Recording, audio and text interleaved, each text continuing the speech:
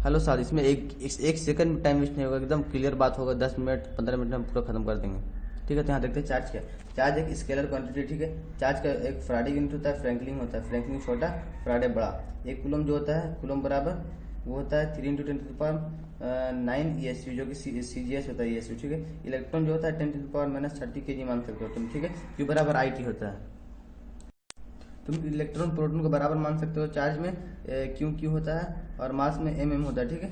लेकिन ड्यूटेरॉन जो होता है, अल्फा पार्टिकल जो होता है, इसका ड्यूटेरॉन का क्यू 2m होता है और अल्फा पार्टिकल का 2q 4m होता है। और इनवेरिएंट का मतलब होता है कि जो क्यू चार्ज होता है वो डिपेंड नहीं करता स्पीड पर, लेकिन मास करता है डिपेंड स्पीड पर। अगर तुम बढ़ाओगे स्पीड तो मास बढ़ेगा घटेगा, ठीक है।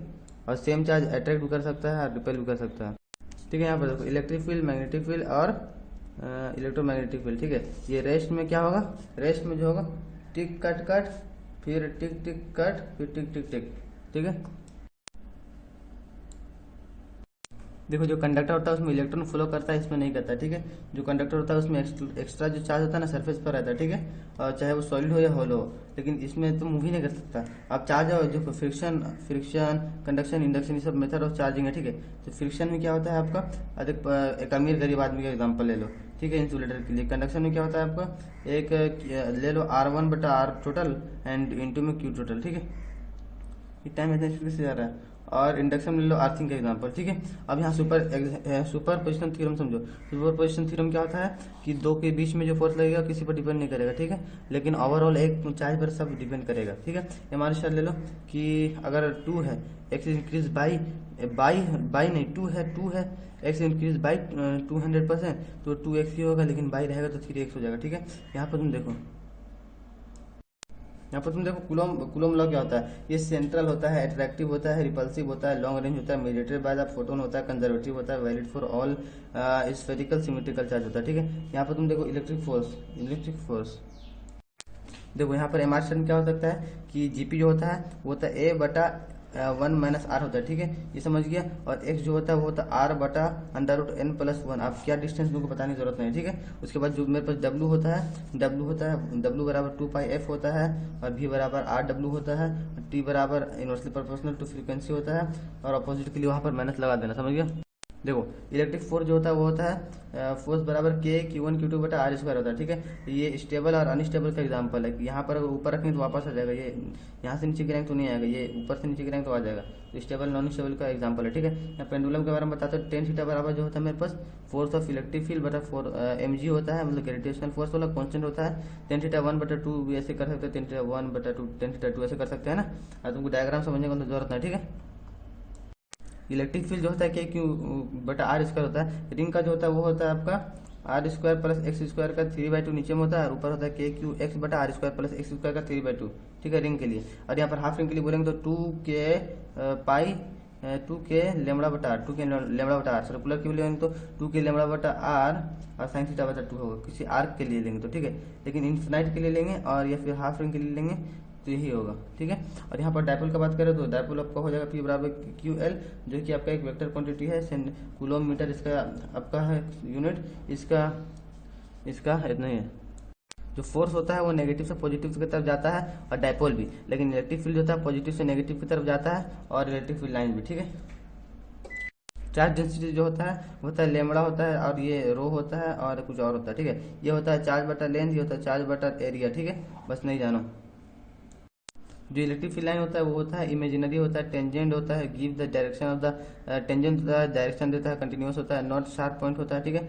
और इलेक्ट्रिक फील्ड लाइन के इंटरसेक्ट नहीं कर सकता, फॉर्म नहीं कर सकता क्लोज लूप। अगर इनसाइड अगर होगा कंडक्टर का तो जीरो होगा, लेकिन अगर सरफेस होगा तो परपेंडिकुलर होगा इलेक्ट्रिक फील्ड लाइन कंडक्टर का, ठीक है। देखिए जो डायपोल होता है आपका एक्सेल पर वो होता है 2pk(x/r²-x² का 3/2, सॉरी R² का 3 नहीं होता, 2 होता है, ठीक है। और जो परपेंडिकुलर मतलब एक्सेल पर, सॉरी एक्सेल बोल रहा है, इक्वेटोरियल पर होता है वो होता है -kp/r² + x² का 3/2, ठीक है। और टेन थीटा बराबर जो होता है वो होता है, सॉरी थीटा बराबर जो होता है वो होता है 10⁻√2, ठीक है। और जो यहाँ पर आपका होता है R वाला परपेंडिकुलर वाला होता है Kp/r³ √3 cos² θ + 1, ठीक है। देखिए जो हमारा फ्लक्स होता है वो होता है फ्लक्स जो होता है हम लोग का फ्लक्स होता है ई एक कोस थीटा, ठीक है। यहाँ की थीटा बता रहा है angle between electric field and area vector के बारे में थीटा बता रहा है, ठीक है। और ये फ्लक्स जो होता है स्केलर होता है, न्यूटन मीटर स्क्वायर पर कूलम होता है इसका यूनिट। और ये यूनिफॉर्म इलेक्ट्रिक फील्ड में जो होता है फ्लक्स जीरो होता है, ठीक है। गॉस लॉ जो होता है वो होता है फ्लक्स बराबर coulomb integration of E dot D A बराबर होता है क्यू इनसाइड बटा ई नॉट, ठीक है। ये जो इलेक्ट्रिक फील्ड होता है वो सब चार्ज की वजह से होता है, लेकिन जो ये होता है ना क्यू इन मतलब जो होता है ना क्यू इन वो होता है सिर्फ इस मतलब कि इनसाइड चार्ज के लिए, ठीक है। देखिए अगर यहाँ पर बीच में रख देंगे तो क्यू बटा सिक्स हो जाएगा, 6 साल नोट हो जाएगा। लेकिन यहाँ पर अगर यहाँ पर रख देंगे तो 2 से काम चल जाएगा, क्यू बटा 2 हो जाएगा, ठीक है। यहाँ कोना में रख दिया, यहाँ पर कोना में रख दिया अगर यहाँ पर तो यहाँ जाएगा क्यू बटा 4, लेकिन यहाँ बीच में रख दिया तो होगा यहाँ पर एकदम कोना में रख दिया क्यू बटा 8 हो जाएगा, ठीक है। जो इलेक्ट्रिक फील्ड होगा ना नॉन कंजर्वेटिव या कंजर्वेटिव, नॉन कंजर्वेटिव में होलो का या कंजर्वेटिव में शीट का या फिर होलो या सॉलिड शीट का, तो वो होता है इनसाइड में तो जीरो होता है, सरफेस पे होता है के क्यू बटा आर कैपिटल आर स्क्वायर। और अंदर में जो होता है आउटसाइड में बाहर में जो होता है के क्यू बटा स्मॉल आर स्क्वायर होता है, ठीक है। और ये हो गया। और जो शीट में होता है ना इलेक्ट्रिक फील्ड वो होता है आपका, ये तो हो गया नॉन कंजर्वेटिव का होलो का इतना होता है। लेकिन जो सॉलिड का होता है इनसाइड में, सॉलिड का होता है इनसाइड में के क्यू स्मॉल आर बटा आर क्यू, जिसको हम लिख सकते हैं रो आर बटा 3 एप्सिलॉन नॉट। देखिए नॉन कंजर्वेटिव में जो शीट का होगा इलेक्ट्रिक फील्ड होगा लेमड़ा बटा 2 एप्सिलॉन नॉट होगा, लेकिन इसका क्या बोलते हैं एक की तरफ होगा चाहे इसलिए सॉरी थीटा बटा ए ही होगा इसका जो होता है ना ये वाला सिग्मा। तो आप मिला के लिख सकते हैं क्या थीटा बटा 2a एप्सिलॉन नॉट, थीटा बटा 2a एप्सिलॉन नॉट कंजर्वेटिव का भी होगा, ठीक है। लेकिन इसमें फर्क क्या रहेगा कि जो सिग्मा का वैल्यू होगा वो सिग्मा का वैल्यू होगा थीटा बटा 2a। तो टोटल मिला के आपको क्या होगा सिग्मा अपॉन एप्सिलॉन नॉट होगा इलेक्ट्रिक फील्ड और इसमें ये थीटा बटा 2a का वैल्यू रख देंगे तो क्या हो जाएगा थीटा बटा 2a एप्सिलॉन नॉट हो जाएगा, ठीक है। अभी दिखाऊंगा आपको। अगर चार्ज रुका हुआ तो फोर्स क्या हो जाएगा, फोर्स हो जाएगा क्यू ई, एक्सेलरेशन क्या हो जाएगा क्यू ई बटा एम। और यहाँ पर मेरे पास वेलोसिटी क्या हो जाएगा क्यू ई बटा एम इंटू टी। ये डिस्टेंस क्या हो जाएगा half UT plus half A T square.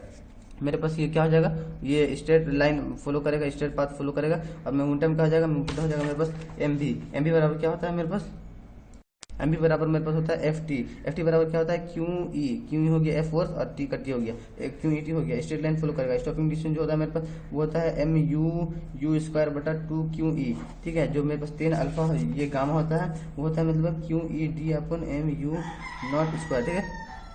तो मेरे पास वर्क डन ऑफ एक्सटर्नल होता है वो होता है डेल्टा यू, लेकिन इलेक्ट्रिक फील्ड जो होता है माइनस में होता है। यहाँ 0 डिग्री पर मेरा क्या होगा फोर्स सब में 0 होगा, फोर्स सब में 0 0 0 होगा, लेकिन टॉर्क मेरा यहाँ पर 0 होगा। देखो यहाँ पर टॉर्क जो होता है मेरा साइन थीटा होता है वेक्टर होता है और न्यूटन मीटर या फिर जूल इसका यूनिट होता है। पीई होता है टॉर्क बराबर और पोटेंशियल बराबर माइनस पीई होता है, एक कॉस थीटा होता है, ये स्केलर होता है, ठीक है। यहाँ पर फोर्स जो 0 डिग्री पर 0 हो जाएगा, लेकिन यहाँ पर मेरे पास टॉर्क मैक्सिमम कब होगा 90 डिग्री पर मैक्सिमम हो जाएगा और यहाँ पर 180 में 0 होगा, लेकिन यहाँ पर माइनस पी हो जाएगा। पोटेंशियल एनर्जी उन लोग का 90 डिग्री में cos 0 तो 0 और 180 में प्लस हो जाएगा, माइनस प्लस हो जाएगा, मैक्सिमम हो जाएगा पोटेंशियल एनर्जी 180 में होता है अनस्टेबल, इसमें होता है स्टेबल। टाइम पीरियड जो मेरा हो जाता है टाइम पीरियड हो जाता है मेरे पास टी बराबर 2 पाई अंडर रूट आई बटा पी हो जाता है। मेरा थिन शीट है, यहाँ पर इलेक्ट्रिक फील्ड इसकी तरफ लगेगा, इधर की तरफ लगेगा। अगर थ्री में देख रहे हो तो इसकी तरफ लगेगा, इसकी तरफ ऐसे ही ये इसकी तरफ ये वाला मतलब इससे बाहर, ये वाला इससे बाहर, ये वाला इससे बाहर, इसमें लगेगा तो इससे बाहर, प्लस से बाहर नेगेटिव की तरफ। ऐसे ही मेरे पास होता है नॉन कंडक्टिविटी को सिग्मा अपन 2 एप्सिलॉन नॉट, ठीक है। ऐसे बनेगा 2 सिग्मा अपन 2 एप्सिलॉन नॉट पे रेडिएशन में स्पीड घटेगा, वेलोसिटी घटेगा। देखो मेरे पास चार्ज होता है इलेक्ट्रॉन होता है 10 to the power minus 30 joule होता है, स्केलर होता है क्यूटी होता है फ्राडे लार्जेस्ट फ्रैंकलिन स्मॉलेस्ट, एक कूलम होता है सीजीएस यूनिट 3 × 10⁻⁹ और MR 10 to the power minus 14 से अगर पॉसिबल है इससे ज़्यादा रहेगा तो मतलब इससे पावर कम हो जाएगा। इलेक्ट्रॉन सेम होता है, प्रोटॉन सेम होता है, क्यू 2m होता है, 2m क्यों होता है। इनवेरिएंट नेचर होता है कि charge depend upon the velocity, same nature repel और अटैक दोनों कर सकता है। रेस्ट में रहेगा velocity acceleration electric magnetic field सब दोनों टिक टिक और मेथड फ्रिक्शन कनेक्शन फ्रिक्शन होगा अमीर गरीब इंसुलेटर कंडक्टर होगा क्यू आर 1 बटा R total Q total R1 by R total Q total into में, ठीक है। अर्थिंग हो जाएगा या इंजेक्शन में सुपरपोजिशन मतलब 2 डिपेंड नहीं करेगा, लेकिन 2 एक दूसरे पर डिपेंड, 2 मतलब कि 2 मीडियम पर डिपेंड नहीं करेगा 2 चार्ज, लेकिन लेकिन एक पर ओवरऑल डिपेंड करेगा मीडियम पर। कूलम्ब लॉ एट्रैक्टिव होता है, रिपल्सिव फोटोन के द्वारा मेडिटेट किया जाता है, स्फेरिकल सिमेट्रिकल के लिए होता है। यहाँ पर हमारे से अगर 2 लिखा रहेगा तो फिर पहले वाला काउंट कर लेना है, और नहीं लिखा रहेगा तो एक्स्ट्रा देना है तुमको। ये हो गया A/1 - R होता है। इलेक्ट्रिक फील्ड होता है ER बराबर EM/E0 होता है। डायमेंशनलेस यूनिटलेस, W बराबर 2πf होता है। W बराबर RW देख सकते हैं, X बराबर R/n-1 √n-1। देखिए इलेक्ट्रिक फील्ड KQ1/Q2/R² हो गया, अनस्टेबल हो गया, स्टेबल हो गया। इलेक्ट्रिक फील्ड हो गया ये फोर्स बटा यूनिट KQ/R² हो गया। इलेक्ट्रिक फील्ड हो गया पॉजिटिव से नेगेटिव, इलेक्ट्रिक फील्ड लाइन भी हो गया, लेकिन फोर्स इसका अपोजिट, डायपोल इसका अपोजिट। वेक्टर क्वांटिटी हो गया इलेक्ट्रिक फील्ड। ये रिंग में हो गया KQ/R² प्लस X² का 3/2, और ये R√2 में मैक्सिमम। डायपोल हो गया वेक्टर, यूनिट हो गया CM है ना, किलोमीटर। और इस सर्कुलर में हो गया KQ2 के लेमड़ा बटा R इंटू साइन थीटा/2। और यहाँ पर हाफ रिंग में सिर्फ इसमें साइन वाला हटा दिए। यहाँ चार्ज डेंसिटी में हो गया लेमड़ा Q/L, यहाँ पर सिग्मा बराबर Q/A। ऐसी हो गया इलेक्ट्रिक फील्ड लाइन जो होता है imaginary, tangent, continuous, not sharp, form नहीं करता क्लोज लूप, सब इनसाइड में 0 होता है कंडक्टर का, और सरफेस पे होता है परपेंडिकुलर। ये होता है पॉजिटिव से नेगेटिव, लाइन पॉजिटिव से नेगेटिव होता है। डायपोल के बारे में देख लो, KP/R/Q √3 cos² थीटा। और यहाँ एक्सियल पर 2pk/x/R² माइनस है x² 2, और इसमें माइनस में R² प्लस x² का 3/2। उसी तरह फ्लक्स स्केलर हो गया, न्यूटन मीटर स्क्वायर पर कूलम। यूनिफॉर्म हो गया मैग्नेटिक फील्ड, जहाँ पर 0 होगा यूनिफॉर्म मैग्नेटिक फील्ड में फ्लक्स 0 हो जाएगा। ये हो जाता है EA cos थीटा यहाँ बता रहा है angle between electric field and area vector है ना। यहाँ पर टेंजेंट बता रहा है tan θ1/2। गॉस लॉ बता रहा है कि यहाँ पर E.dA बराबर Q/ε0 इन होगा, ये इनसाइड की वजह से, ये दोनों की वजह से होगा इलेक्ट्रिक फील्ड।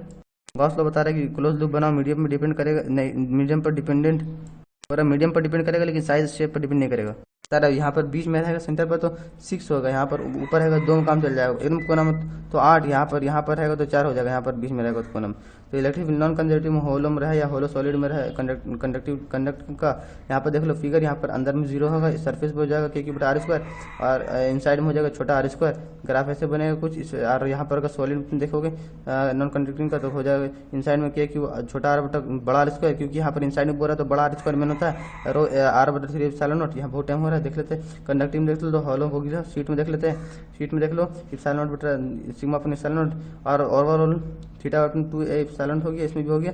लेकिन इसमें क्या होगा कि यहाँ पर सिग्मा का वैल्यू थोड़ा सा कम था क्योंकि एक ही साइड था, ठीक है। मोशन ऑफ चार्ज में देख लो, फोर्स बराबर Q हो गया, एक्सेलरेशन पर Q/m हो गया, वेलोसिटी पर Q/mt हो गया, हाफ h² हो गया, स्ट्रेट लाइन हो गया, P बराबर Q/et हो गया, यहाँ tan अल्फा बराबर Q/d/m² हो गया। एक्सटर्नल का पॉजिटिव, इसका नेगेटिव, वेक्टर हो गया, ये हो गया स्केलर। पोटेंशियल एनर्जी टॉर्क 0 में, सब में फोर्स 0, टॉर्क इसमें 0, खाली टॉर्क बीच में होगा, बाकी एनर्जी इसमें होगा सबसे कम, इसमें ज़्यादा, इसलिए स्टेबल, अनस्टेबल, माइनस वाला स्टेबल। अच्छा, T बराबर हो गया 2π√I/P, 3 शीट हो गया, प्लस से दूर माइनस करीब, हमारे 4 हो गया, रिटार्डेशन में वेलोसिटी घटेगा।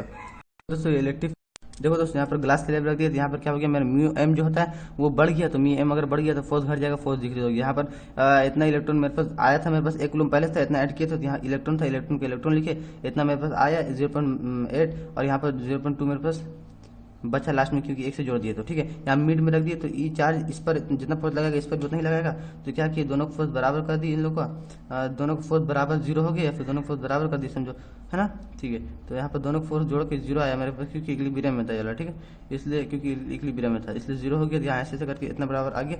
BC जो था मेरे पास क्या किया, रिपेल कर रहा था एक दूसरे को, तो हम दूरी पर रख दिए, तीसरा को लाया एकदम सेम लेकिन अनचार्ज था, फिर एक बार B से टकराया, एक बार C से, फिर रिमूव कर दिया, इतनी फोर्स जिसमें B और C कौन हुआ। देखो थर्ड चार्ज को क्या किया, लाया ए से, थर्ड चार्ज ए है जो कि टच कराया B से, तो मेरे पास A B को जोड़े, 2 को भाग किए तो इतना गया, और C से जोड़े उस वो चार्ज को तो क्या हो गया, मेरे पास इतना गया, मतलब कि तो फिर बाद में θ/2 हो गया था नहीं वाला, यहाँ से है ना, दोनों का आधा बढ़ गया था, तो हाँ फिर नी फोर्स इन दोनों के बीच में मेरे पास 3/8 आ गया, क्योंकि इतना किया था, ठीक है। यहाँ पर एक इलेक्ट्रॉन को रिलीज किए, बहुत दूर तक गया, उसके बाद जाने के बाद रिंग में देखो एक इलेक्ट्रॉन रिलीज हुआ, exchange of the positive charge ring में, ठीक है। लेकिन लार्ज डिस्टेंस पे जाने पर उसका कैसा बिहेवियर है, क्या करेगा वो, देखो हम इलेक्ट्रिक फील्ड जो फॉर्मूला होता है मेरा वही फॉर्मूला है, खाली इलेक्ट्रॉन इसमें जोड़ दिए, क्योंकि फोर्स बराबर Q/E होता है। यहाँ पर क्या वो फोर्स इनवर्सली पर्सन तो x² हो गया, ये तो SHM का नहीं है इक्वेशन, क्योंकि इसका तो माइनस m होता है, तो ये SHM करेगा या ना करेगा, ऐसी ऑप्शन था। फिर यहाँ एक लास्ट ऑप्शन था कि डू इलेक्ट्रिक मोशन, तो ये हो जाएगा। 14.5 मिनट में खत्म कर दिया ना, मजा आ गया।